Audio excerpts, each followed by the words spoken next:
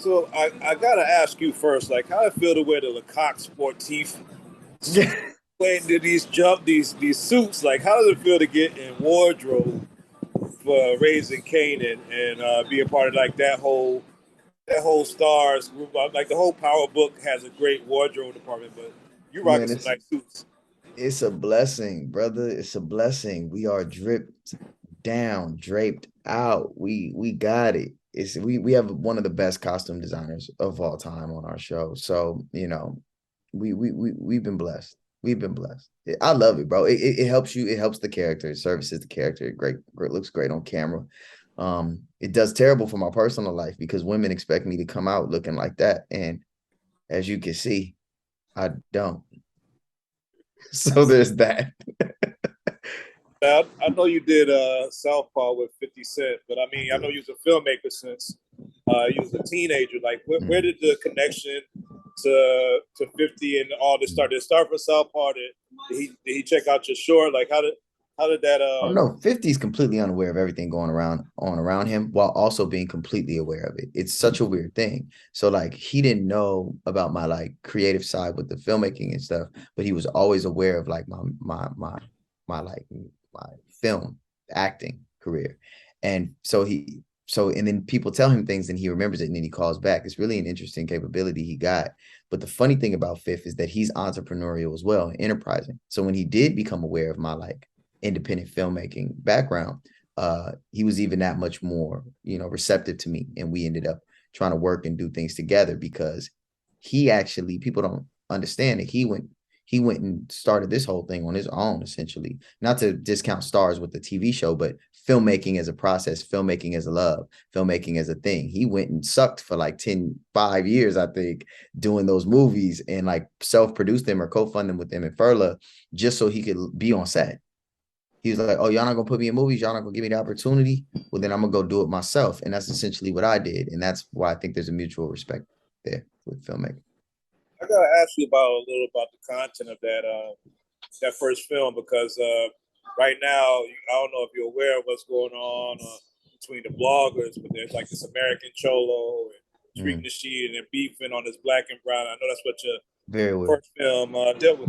Why do you think, especially in LA, that there's like this tension between black and brown that seems to like play itself out in the streets and the blogs? The same reason the Jews had issues with people who were here before them. It's the same reason that the Irish had issues when they first got here.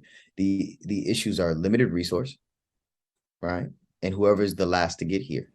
So whoever be the last to get here usually fight over the leftovers from the people who've been here. And it doesn't matter what ethnicity it is. Honestly, it just so happens to be us. And it's really sad to see. Now, what I will say is I've also received a lot of love from my Latino brethren. Um, so it's a mix. But being in street culture, it is a microcosm of American culture. There's no difference. It's only difference what we just decide to make money on, and the stakes are higher because money. So what ends up happening is you have these very hyperbolic situations and these tense, violent situations that come as a result of very human disagreements. So that's how that I think is playing out, and even online with the bloggers and stuff like the same thing. It's just emotional, just emotion. People not respecting each other's opinions, but really we need to understand that united we're better.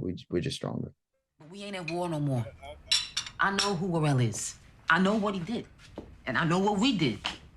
And I know you, Neek, too. And I'm trying to make sure that when Neek come home, and I hear it's gonna be soon, he ain't got shit to come home to.